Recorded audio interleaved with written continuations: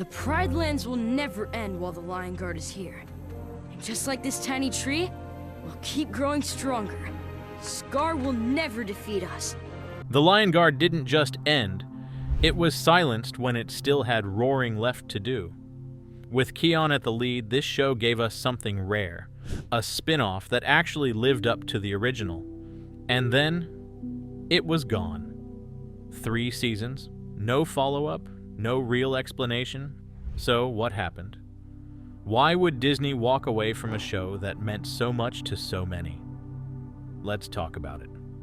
Because this story deserves more than silence. Okay, let's back up for a second. Because if you've never watched The Lion Guard, or if it's been a while, you need to know what made this show such a hidden gem.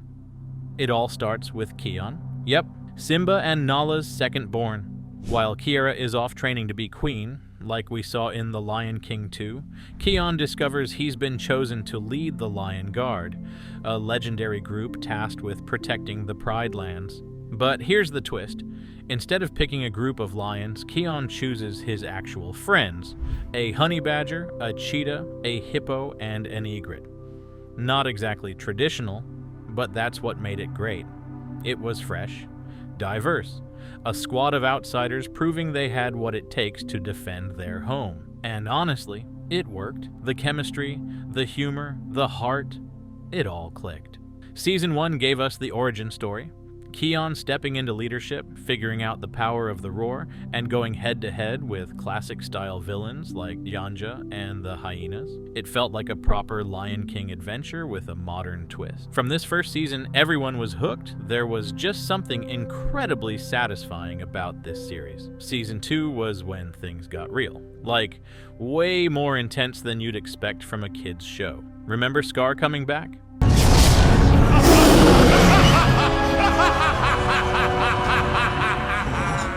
Yeah, that Scar, but as this fiery ghost thing.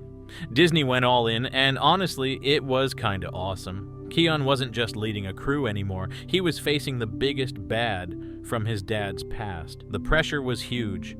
You could see him struggling with what it really means to be a leader, not just having a loud roar, but being smart and making tough choices. Plus, the whole guard squad started dealing with their own stuff too, which made the show feel way more personal and real.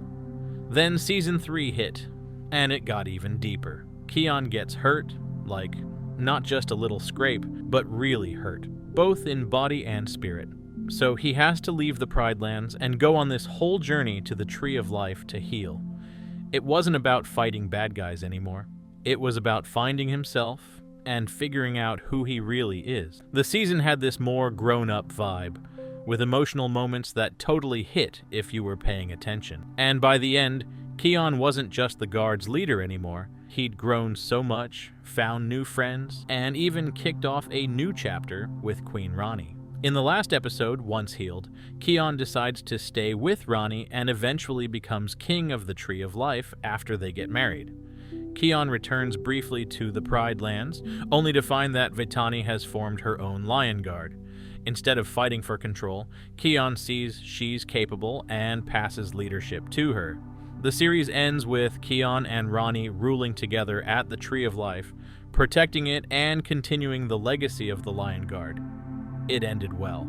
Like, genuinely well. But here's the thing. It still didn't feel done. There were loose ends, more to explore. We were ready, are still ready, for more. But instead of building on that momentum, Disney just stopped. And that's where the real mystery begins. Here's what doesn't make sense.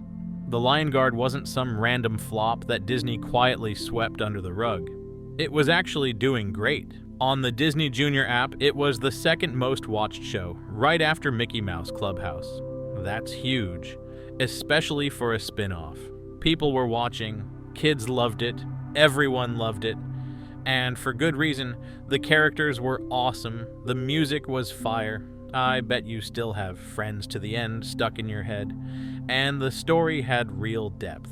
It wasn't just some silly animal show, it actually meant something. So naturally, we all expected more. A season 4, a special, something, but nope.